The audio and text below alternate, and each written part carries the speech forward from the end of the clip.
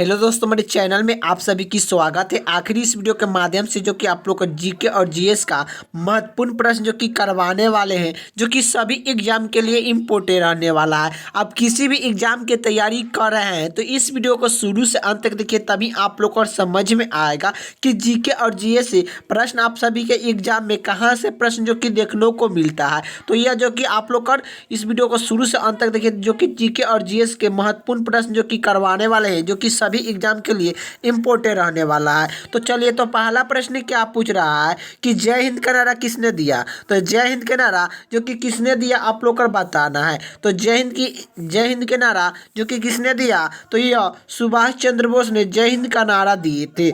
इसका right answer option जो कि डी हो जाएगा। अगले प्रश्न की ओर चलते हैं। अगले प्रश्न क्या पूछ रहा है कि कर्क रेखा भारत के कितने राज्य से होकर गुजरता है। तो कर्क रेखा भारत के कितने राज्य से होकर गुजरता है। तो कर्क रेखा भारत के कितने राज्य से होकर गुजरता है, तो 8 राज्य से होकर गुजरता है। तो कर्क रेखा भारत के कितने राज्य से होकर गुजरता है, तो 8 राज्य से होकर गुजरता है। इसका राइट आंसर ऑप्शन जो कि डी हो जाएगा। अगले प्रश्न की ओर चलते हैं। अगले प्रश्न क्या पूछ रहा है कि नंद वंश का अंतिम सम्राट कौन था। तो नंद वंश के अंतिम सम्राट कौन था। तो नंद वंश के अंतिम सम्राट जो कि धानानंद थे। नंद वंश के अंतिम सम्राट कौन थे, तो धानानंद थे। इसका राइट आंसर ऑप्शन जो कि सी हो जाएगा। अगले प्रश्न की ओर चलते हैं। अगले प्रश्न क्या पूछ रहा है। अगले प्रश्न ए पूछ रहा है कि मेगास्तनी किसका राजदूत था। तो मेगास्तनी किसका राजदूत था। तो मेगास्तनी किसका राजदूत था, तो सेलूकस के था। सेलूकस के राजदूत जो कि मेगास्तनी था। इसका राइट आंसर ऑप्शन जो कि डी हो जाएगा। अगले प्रश्न की ओर चलते हैं। अगले प्रश्न क्या पूछ रहा है कि कलिंगा युद्ध किस वर्ष में हुआ। तो कलिंगा युद्ध किस वर्ष में हुआ था। तो कलिंगा युद्ध किस वर्ष में हुआ था, तो 261 बीसी में हुआ था। 261 बीसी में जो कि हुआ था। तो 261 बीसी में जो कि कलिंगा युद्ध हुआ था। इसका राइट आंसर ऑप्शन जो कि सी हो जाएगा। अगले प्रश्न की ओर चलते हैं। अगले प्रश्न क्या पूछ रहा है। अगले प्रश्न ए पूछ रहा है कि भारत में निम्नलिखित में से किस राज्य की तटरेखा सबसे लंबी है। तो भारत में निम्नलिखित में से किस राज्य की तटरेखा सबसे लंबी है। तो यह किस राज्य का तटरेखा सबसे लंबी है, तो यह जो कि गुजरात का तटरेखा जो कि सबसे लंबी है। इसका राइट आंसर ऑप्शन जो कि ए हो जाएगा, गुजरात। अगले प्रश्न की ओर चलते हैं। अगले प्रश्न क्या पूछ रहा है। अगले प्रश्न ए पूछ रहा है कि भारत की पूर्व से पश्चिम तक की लंबाई कितनी है। तो भारत की पूर्व से पश्चिम तक की लंबाई कितनी है। तो भारत की पूर्व से पश्चिम तक की लंबाई कितनी है, तो आखिर यह 2933 किलोमीटर है। 2933 किलोमीटर जो कि है।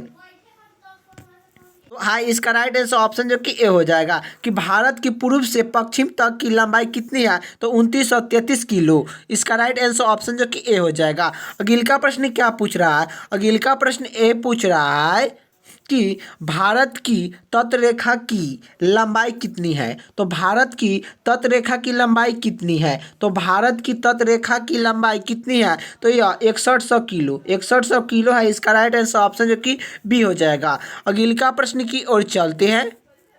अगले प्रश्न क्या पूछ रहा है कि जिम कार्बन नेशनल पार्क कहाँ पर स्थित है। तो जिम कार्बन नेशनल पार्क कहाँ पर स्थित है। तो जिम कार्बन नेशनल पार्क कहाँ पर स्थित है, तो उत्तराखंड में स्थित है। इसका राइट आंसर ऑप्शन जो कि डी हो जाएगा। अगले प्रश्न की ओर चलते हैं। अगले प्रश्न क्या पूछ रहा है। अगले प्रश्न ए पूछ रहा है कि एक वर्ष में कम से कम कितना बार संसद का बैठक होना आवश्यक है। तो एक वर्ष में कम से कम कितना बार संसद की बैठक होना चाहिए, होना आवश्यक होता है। तो यह कितना बार जो कि संसद का बैठक एक साल में होना चाहिए कम से कम, तो यह दो बैठक जो कि कम से कम एक साल में जो कि संसद का बैठक दो होना चाहिए। एक साल में संसद से कम जो कि 2 बैठक संसद का जो कि होना आवश्यक होता है। इसका राइट आंसर ऑप्शन जो कि डी हो जाएगा। अगले प्रश्न की ओर चलते हैं। अगले प्रश्न क्या पूछ रहा है। संसद का निम्न सदन एवं उच्च सदन है। तो संसद का निम्न सदन एवं उच्च सदन है। तो आखिर आप लोग को बताना है संसद का निम्न सदन और उच्च सदन है, तो यह निम्न सदन कौन सा होता है, संसद का निम्न सदन कौन सा होता है, उच्च सदन कौन सा होता है। तो उच्च सदन देखिए आप लोग को बता दें कि संसद के निम्न सदन कौन होता है, तो लोकसभा होते हैं, और उच्च सदन कौन होते हैं, तो राज्यसभा होते हैं। तो यहाँ आप लोग को ऑप्शन में कौन दिया गया है, तो ऑप्शन जो कि बी दिया गया है। ऑप्शन जो कि लोकसभा को निम्न सदन कहते हैं, उच्च सदन जो कि राज्यसभा को कहते हैं। इसका राइट आंसर ऑप्शन जो कि डी हो जाएगा, सॉरी आप लोग का बी हो जाएगा। तो वीडियो अच्छा लग रहा है तो लाइक कर दीजिएगा, चैनल पर नहीं तो चैनल को सब्सक्राइब कर दीजिएगा। अगली प्रश्न की ओर चलते हैं। अगली प्रश्न क्या पूछ रहा है, भारतीय संविधान का सबसे बड़ा एकीकृत स्रोत है। तो भारतीय संविधान का सबसे बड़ा एकीकृत स्रोत है, तो भारतीय संविधान का सबसे बड़ा एकीकृत स्रोत कौन सा है, तो यह government of India act 1935, government of India act 1935 जो कि यह भारतीय संविधान का सबसे बड़ा एकीकृत स्रोत है। इसका राइट आंसर ऑप्शन जो कि डी हो जाएगा, गवर्नमेंट ऑफ इंडिया एक्ट 1935। अगली प्रश्न की ओर चलते हैं। अगली प्रश्न क्या पूछ रहा है, अगली प्रश्न ए पूछ रहा है, भारतीय संविधान में समवर्ती सूची की अवधारणा लिया गया है।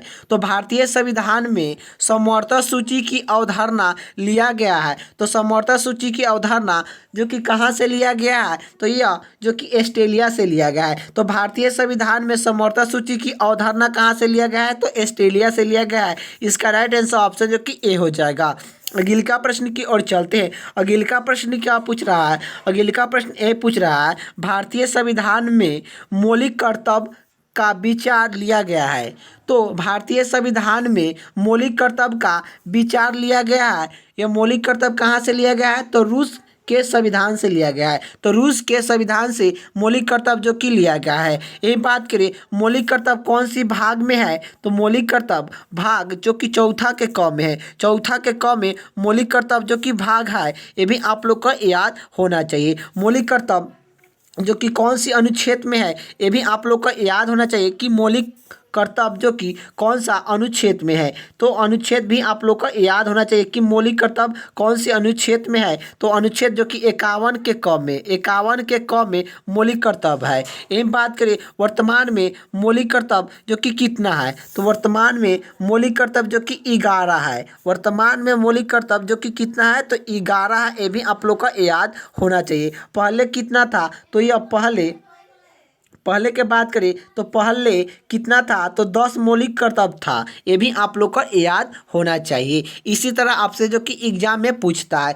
तो चलिए खाली रिपीट कर दे रहे हैं कि यही आप लोग का पूछेगा, भारतीय संविधान मौलिक कर्तव्य किस संविधान से लिया गया है। तो यह किस संविधान से लिया गया है, तो यह जो मौलिक कर्तव्य को जो कि विचार किस संविधान से लिया गया है, तो रूस संविधान से जो कि लिया गया है। तो भारतीय संविधान में मौलिक कर्तव्य का विचार कहाँ से लिया गया है, तो रूस संविधान से लिया गया है। यही पूछेगा कि मौलिक कर्तव्य कौन सी भाग में है, तो भाग जो कि चौथा के क भाग में, चौथा के क में जो कि मौलिक कर्तव्य है। ये पूछेगा कि मौलिक कर्तव्य की कौन से अनुच्छेद में है, तो मौलिक कर्तव्य कौन सा अनुच्छेद में है, तो 51 के क में, 51 के क में मौलिक कर्तव्य है। ये भी आप लोग को याद होना चाहिए कि मौलिक कर्तव्य 51 के क में है। ये पूछेगा कि मौलिक कर्तव्य वर्तमान में कितना है, तो वर्तमान में मौलिक कर्तव्य जो कि कितना है, तो ये आप लोग को याद होना चाहिए कि वर्तमान में मौलिक कर्तव्य जो कि 11 है, और पहले कितना था, तो 10 था। ये भी आप लोग को याद होना चाहिए। तो इसका राइट आंसर ऑप्शन जो कि ए हो जाएगा, रूस संविधान से जो कि मौलिक कर्तव्य का जो कि विचार लिया गया है। अगली प्रश्न की ओर चलते हैं। अगली प्रश्न क्या पूछ रहा है, अगली प्रश्न ए पूछ रहा है, भारत एक है। तो भारत है,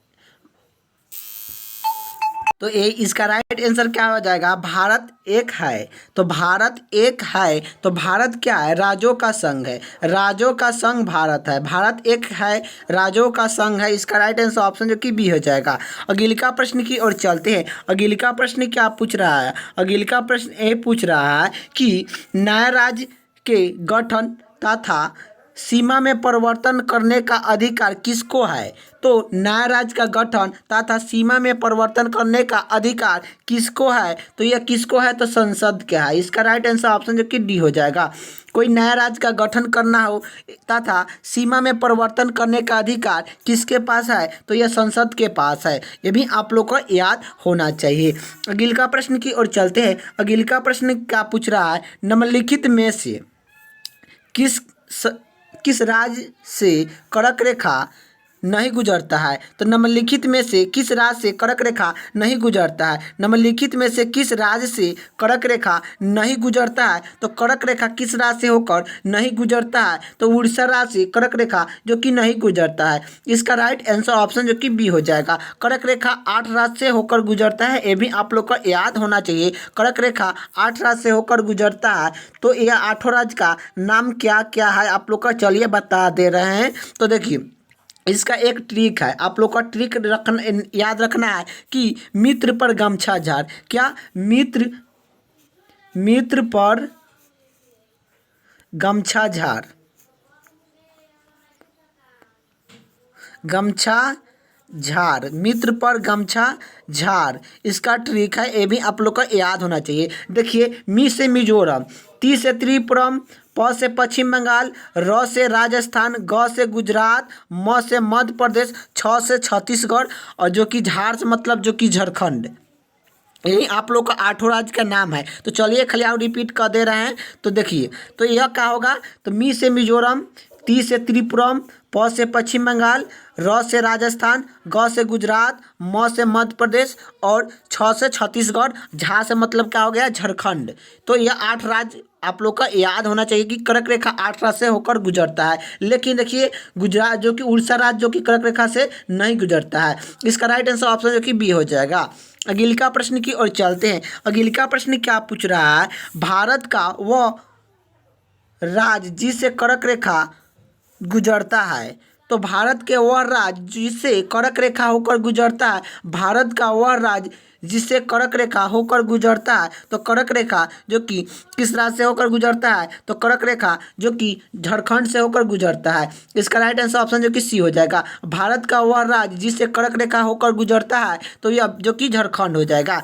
अगले का प्रश्न की ओर चलते हैं। अगले का प्रश्न क्या पूछ रहा है? भारत की सबसे लंबी अंतर्राष्ट्रीय सीमा किस देश के साथ लगती है? तो भारत की सबसे लंबी अंतर्राष्ट्रीय सीमा किस देश के साथ लगती है? तो यह बांग्लादेश के साथ जो कि लगती है। तो भारत की सबसे लंबी अंतर्राष्ट्रीय सीमा किस देश के साथ लगती है? तो बांग्लादेश के साथ लगती है। 4096.6 किलोमीटर से जो कि इतना किलो की लंबाई जो कि यह बांग्लादेश की है।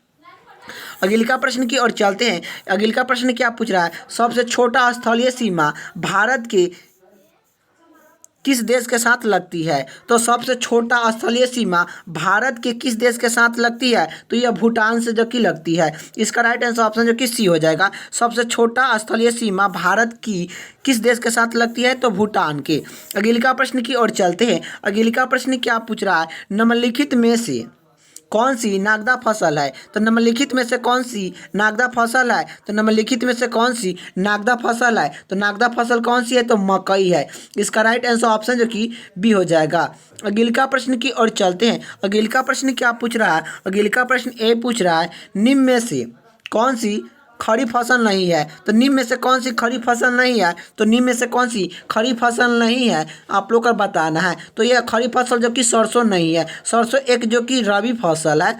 ये भी आप लोग को याद होना चाहिए कि सरसों एक रबी फसल है और ये तो है तीनों आप लोग का जो कि एक खड़ी फसल है। इसका राइट आंसर ऑप्शन जो कि डी हो जाएगा। अगले का प्रश्न की ओर चलते हैं। अगले का प्रश्न क्या पूछ रहा है? निम्नलिखित में से खड़क जो कि कड़क रेखा जो कि आप लोग का तो खड़ी फसल कौन सी है? तो ये इसमें बताना है कि खड़ी फसल कौन सा है। तो खड़ी फसल जो कि कौन सा है? तो चावल एक खड़ी फसल है। लेकिन जौ, गेहूं और सरसों एक जो कि रबी फसल है। ये भी आप लोग को याद होना चाहिए। यह जो कि तीनों जो कि क्या एक रबी फसल है। गेहूं, चावल जो कि गेहूं, जौ और सरसों एक रबी फसल है। लेकिन चावल एक जो कि खड़ी फसल है। तो इसका राइट आंसर ऑप्शन जो कि ए हो जाएगा। अगले प्रश्न की ओर चलते हैं। अगले प्रश्न क्या पूछ रहा है कि 1897 की विद्रोह कहाँ से शुरुआत हुआ। तो यह कहाँ से शुरुआत हुआ 1897 की विद्रोह, यह मेरठ से जो कि शुरुआत हुआ था। इसका राइट आंसर ऑप्शन जो कि डी हो जाएगा। यहीं आप लोग का पूछेगा कि 1897 की क्रांति कहाँ से शुरुआत हुआ, तो ये मेरठ से हुआ। कब हुआ, कितना कब हुआ, तो यह जो कि आप लोग को याद होना चाहिए कि 10 मई 1897 ईस्वी, 10 मई 1897 ईस्वी को जो कि शुरुआत हुआ, यह कहाँ से हुआ था, मेरठ से हुआ था। ये भी आप लोग को याद होना चाहिए कि 10 मई 1897 को मेरठ से जो कि 1897 की क्रांति का शुरुआत हुआ।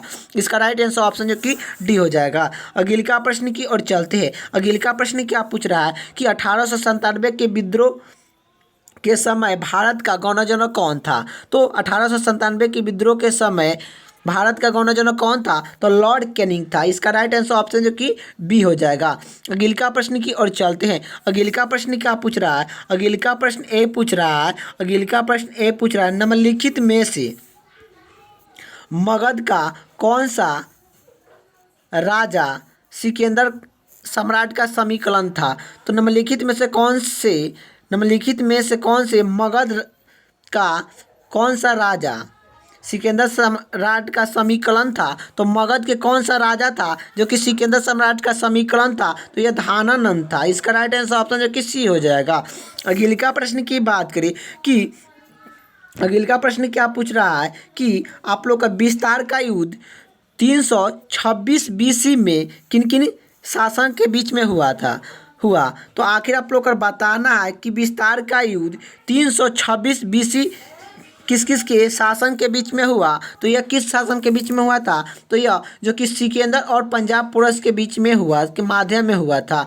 तो सिकंदर और जो कि पुरस के माध्यम में जो कि यह विस्तार का युद्ध कब हुआ था, तो 326 बीसी में जो कि हुआ था। ये भी आप लोग को याद होना चाहिए। तो इसका राइट आंसर ऑप्शन जो कि डी हो जाएगा। सिकंदर और पुरस के माध्यम जो कि विस्तार का युद्ध हुआ था। अगले का प्रश्न की बात करें। अगले का प्रश्न क्या पूछ रहा है कि इनकलाब जिंदाबाद का नारा किसने दिया। तो इनकलाब जिंदाबाद का नारा किसने दिया, तो इनकलाब जिंदाबाद का नारा जो कि भगत सिंह ने जो कि दिए थे। इसका राइट आंसर ऑप्शन जो कि सी हो जाएगा।